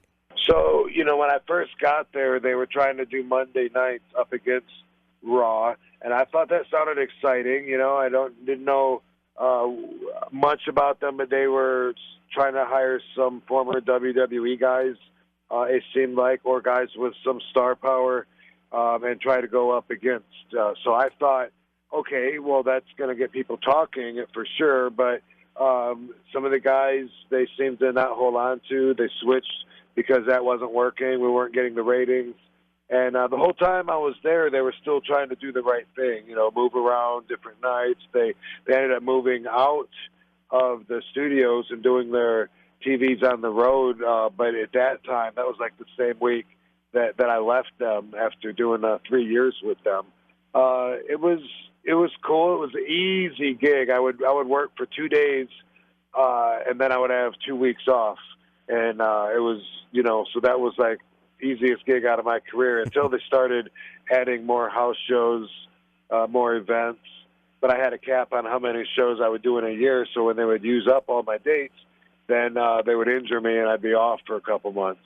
And it was, there was always, sometimes it looked like they were doing things right, other times not so right. When they turned Jeff Hardy into a heel, I thought that was the stupidest thing ever. Vince Russo was telling me about, it's the right thing to do for business. And they people love Jeff. They loved RVD and Jeff. Like we were two of the baby faces. Like they would have loved to see us tag team. They would have been great. They loved to cheer. The kids loved Jeff Hardy, and now he's spitting on them, trying to get them to buy that he's a heel. I couldn't get behind that. I thought it was ridiculous. Just like I thought it was ridiculous that they filleted me and had ripped my skin open and left me on TV like shredded in a pool of blood to give me some time off because I used my dates up, and then I come back later on and I didn't even have any scars or anything. And so it was like it was hard to take a lot of what they were doing seriously, But at the same time, I was there for them, I was trying to do my part, and trying to help spread the word do what I could to draw attention to TNA. When they moved to Destination America, I wasn't surprised. I was always hearing that their deal with Spike was over. Like, while I was there, I was always hearing, oh, TNA's going to fold. Their deal with Spike's going to end. They're not going to renew. They're going to fold. And they've still been going strong against all these rumors, so I'm not going to rule them out at any point, as long as as long as they look like there's a reason to believe they'll be around. And I think they can do it. But Destination America is a brand new channel. Nobody knows about it, so their attendance, their viewership, of course, went way down and plummeted, which isn't what you want, because they weren't getting the best viewership anyway. I mean, they were kind of keeping a bit of an average, but they were hoping to grow. They've actually gone in the other direction, but hopefully that's just a temporary, growth pain due to the move, and hopefully Destination America will be able to boom from it. But in the meantime, I don't think anybody's touching WWE's position as number one. I think it is a good year for independents to step up and have bigger shows. They're able to offer more. There's a few guys that are talking about actually organizing some of those companies. Guys like Jeff Jarrett, Shane Douglas, they have the brain power to actually do something. So I think WWE is right now allowing that to happen in the wrestling universe, and that's probably a good thing. Competition is always a good thing. And we were, during your time in TNA, we were fortunate enough to go to a local house show that TNA had when you were the TNA champion. So that was pretty cool. But, getting out of wrestling, because you've done more than just wrestling in your career. You've done acting, you've done voice work, comics, all kinds of good stuff. So I want to dive into some of that, some of your extracurricular activities, I guess. You voiced the character Bobby in Saints Row the Third and Saints Row 4. Did you have to audition for that role, or were you contacted about it? How did that come about? Yeah, no, I was just contacted. I don't remember how the original conversation took place, but the guy that was handling the production, I've known him through previous projects and worked with him in the past. It was just fun. I hate doing auditions, so that's one thing that keeps me from doing more work in the acting world is that you got to come after RVD and say, I'm looking to cast RVD. Otherwise, it's probably not going to happen. Do you play video games? I don't. I mean, I grew up on video games, and I'm a fan of the genre, but I don't spend any time playing them currently. And so, Gotcha. any games I'm going to be able to name are going to be like way back, Dig Dug, Moon Patrol, shit like that. Hey, man, there's nothing wrong with that. Yeah.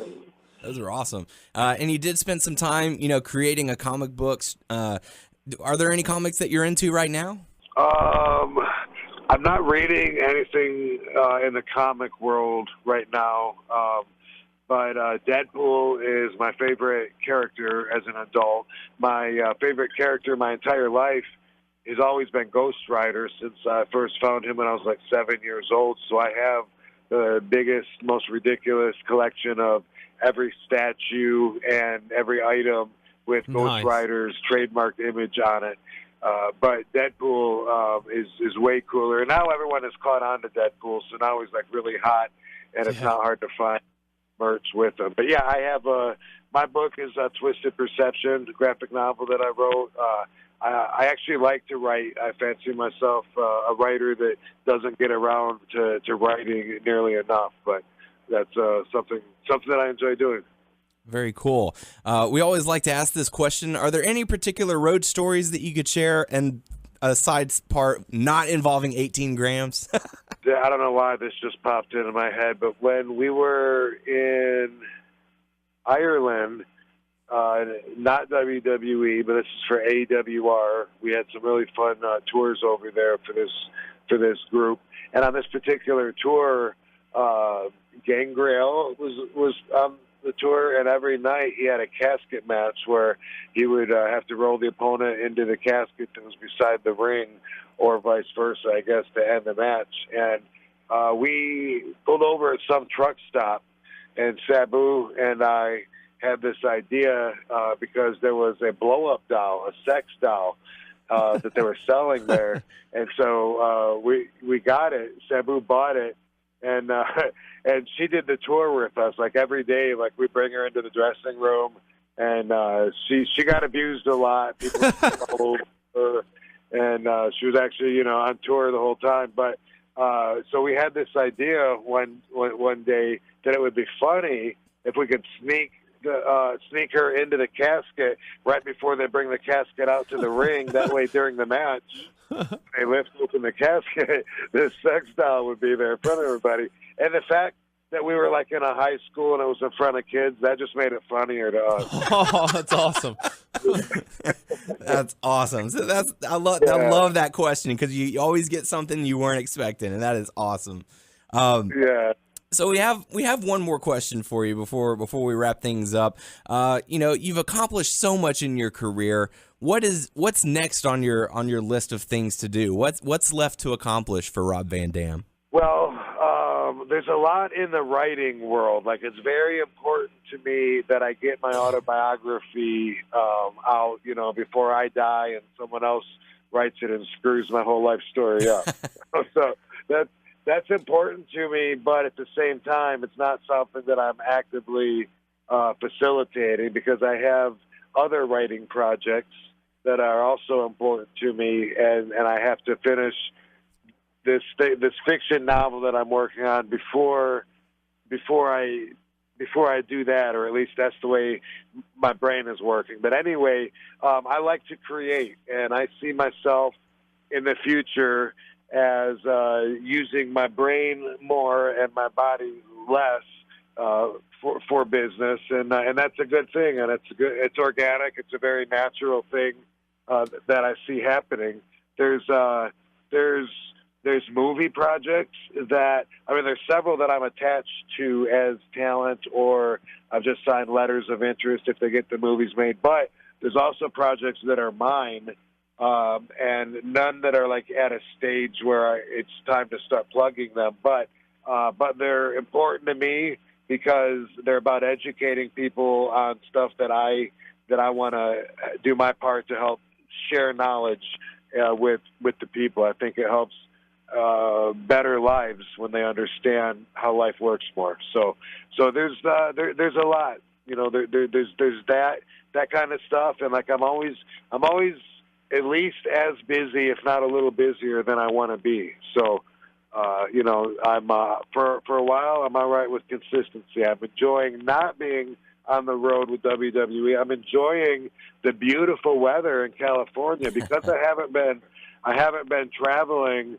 to anywhere cold. It's so easy to forget that people have snow. Like I'll talk to my friend in Massachusetts. They'll say, "Oh, I got another 6 inches last night," and until they say that, it's not even on your brain. You're like, "Oh, that's right. You poor sons of bitches up there."